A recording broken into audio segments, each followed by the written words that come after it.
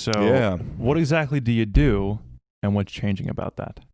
Yeah. So I'm an entrepreneur, started a company in 2013, doing cybersecurity, and we do that primarily for the Department of Defense. Our biggest clients right now are Air Force and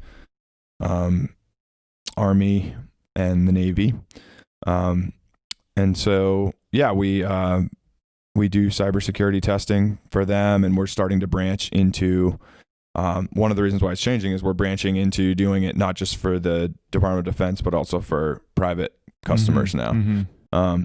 And so to support that, I just started a program called Winston Starts, which is like a startup community in Winston-Salem. And so they have a shared space where like all these different companies get offices. Cool. And it's not, everyone gets their own office. Well, they have an open floor where all kinds of different people collaborate. And then they have another floor. The fourth floor is all open, which is more of your incubator kind of like co-working style space. And then the fifth floor is individual offices, but they're all under the umbrella of the program. So the program comes around you and helps you with your intellectual property. You know, it helps you with making your tech stack decisions, your IT decisions, your legal decisions, your accounting decisions, your HR decisions as you scale from startup to beyond. Right, so actually, I'm excited to be a part of that. Like be a part of that.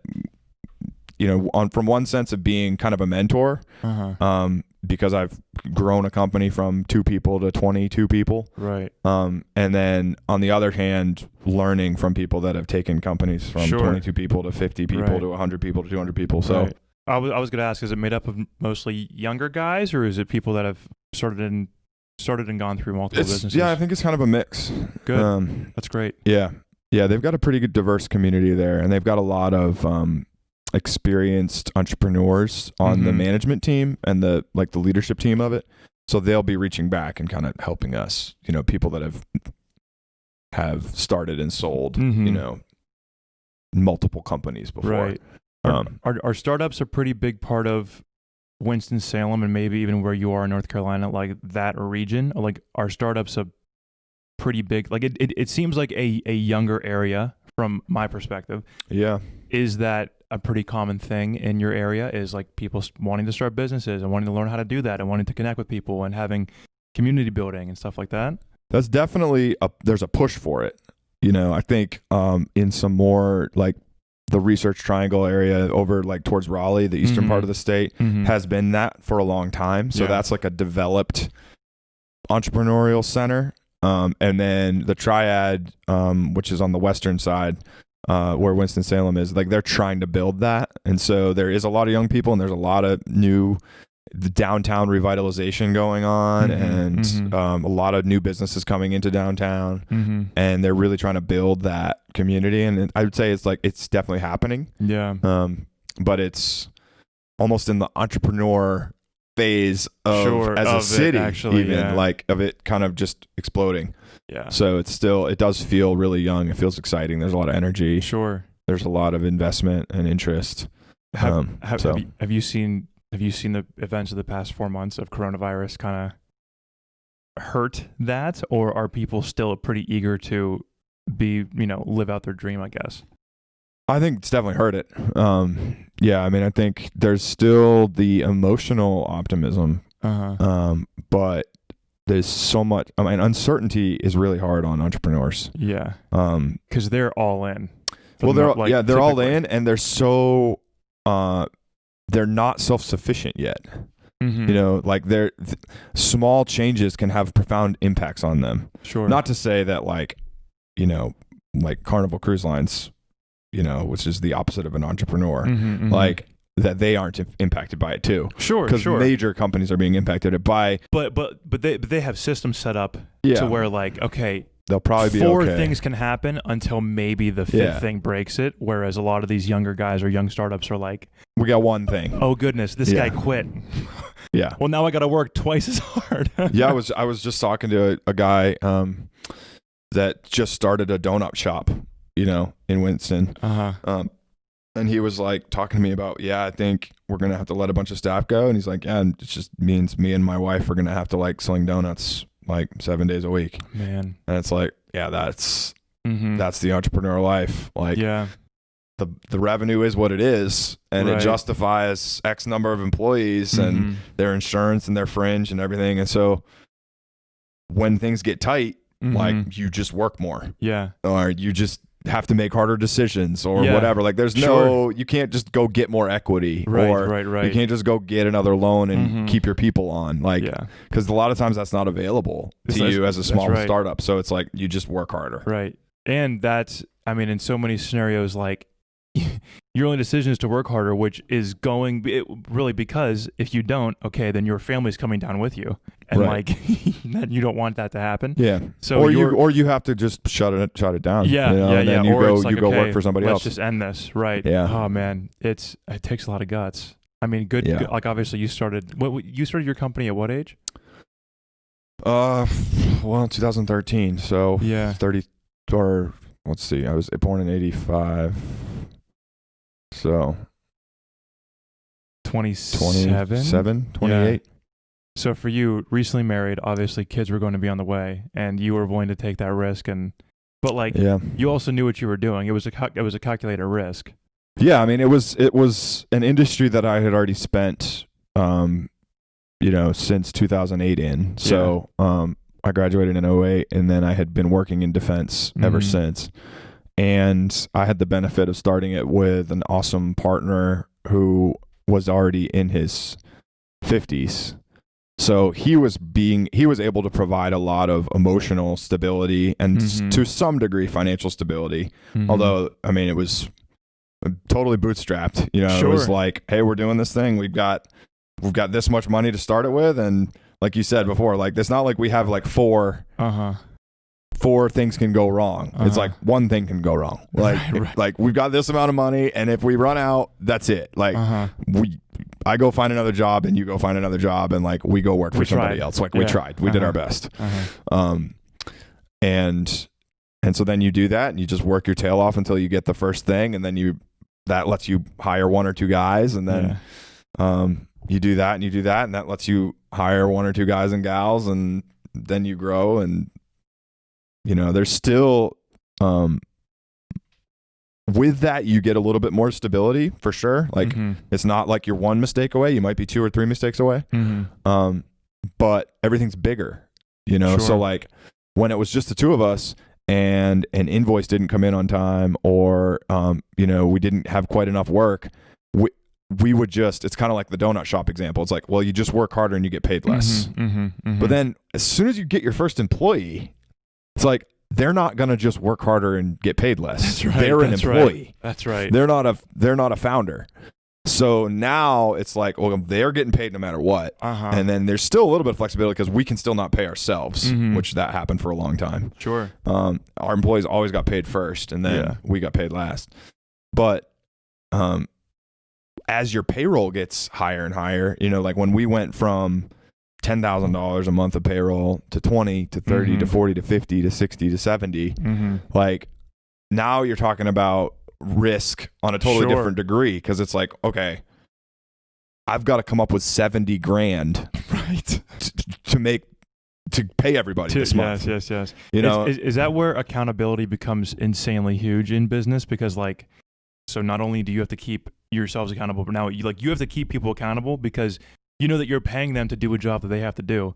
So how did you see your accountability structure change from just the two of you to, you said you have 20, are there 20 people working for you at this point? 20 full time. And then we've got 3 or 4 part time. Yeah. So, I mean, in a brief, whatever, because I couldn't imagine the accountability that has to take place for a company like that. Yeah. Which started again with just 2 people. And now, okay, like if you're handling in the, hundreds of thousands, if not up to millions of dollars, the accountability aspect just has to be there. Yeah. It's I think you start with all of the best intentions of, we're going to do everything by the book. We're going to do everything formal. We're going to have all these formal accountabilities in place for everything. Mm-hmm. And then in reality, what has ended up happening is like you do that and you do it as well as you can. And then you realize that there are breaking points of every, like, you know, like for instance, it's like, yeah, there's an awesome accounting system out there that like Bank of America uses, but it's $30,000 a year. So like we can't have that accounting system. We have to have QuickBooks. That's like $200 a year. Right. And we're going to use that until it maxes out, but it reaches its stretching points at different areas for different reasons. And then you're like, okay, so what's the accountability system for our accounting system? It's like, well, we're stretching it at the seams. You know, like it really shouldn't be still doing what it's doing, but we can't quite afford to go to the $10,000 a year thing. We're still doing the $200 a year thing. So we're just going to stretch it at the seams for as long as we can. Right. And then once we get that next contract or that next thing, then okay, now we can make the jump. You know, and it was just like we just did it with business development. It was like, well, we've never had our own formal business development person. It was always just another hat that we wore. And it was like, yeah, BD is just going to have to be a hat that we wear. You just juggled it somehow. Right. And it got to the point where it was like, look, this stuff isn't happening. Like this business development pipeline generation isn't happening because it's the hat that none of us really want to wear. And so we put it on every now and then because it has to happen. But we're not really caring about it enough. We're not really pursuing it enough. We're not following up on leads well enough. And so we got to the point where we were like, all right, let's just take the plunge. Like, let's invest in someone to wear that hat. And that's the only hat they're going to wear. And hope that works. Now, would you ever in a situation like that, did you calculate out, okay, this is how much we're losing by not having this person. This is how much it's going to cost to get this person. Yeah, let's make a decision based on the numbers. Like, is that a numbers-based decision, or is that just a, hey, for all of our sanity, we just got to do this and just eat the cost type of thing? I mean, you definitely run those numbers, and that's why COVID has been so crazy, because you're always running those numbers. And then with COVID, it's like, well, what do the projections look like if COVID is canceled in July? What do they look like if COVID's canceled in October? What do they look like if COVID is still full swing going and people aren't traveling 12 months from now? And it's like, well, every single one of those scenarios drastically changes what happens to us. Like, are our guys traveling at all? Are they able to go on tests? Are they able to travel to customer sites? Or are they only able to work remote? Like, you're talking about swings of in our base, like direct labor, like our ability to bill clients, like 30 or 40% of our total revenue swings, depending on whether our guys can travel or not. And so now it's like, well, should we take the flyer on the BD guy, knowing that there's this level of uncertainty in our base, like our base revenue model? Yes. And then on the flip side, it was like, yeah, but opportunities like COVID and stuff like this is an opportunity. Like, it's people that find opportunities amid chaos. Yes. Those are the ones that come out ahead. They survive. Like they change and are prepared. Right. Like, and it's like, we don't want to just turtle up. We sat down and looked at it and we were like, look, we could turtle up. We could just batten down the hatches, not make any risky moves, not do anything. Let's just keep the cash on reserve. Like, let's ride this out as long as we can, keep our employees as stable as possible. And then we were like, yeah, but like, there's opportunities happening every day right now, because businesses are going out, competitors are going out of business. That's right. Like, and there's so much changing. Yes. People are going out, and brand new industries are beginning, or changes of industries are going to make, like, I don't know exactly what it is you do or how you do it.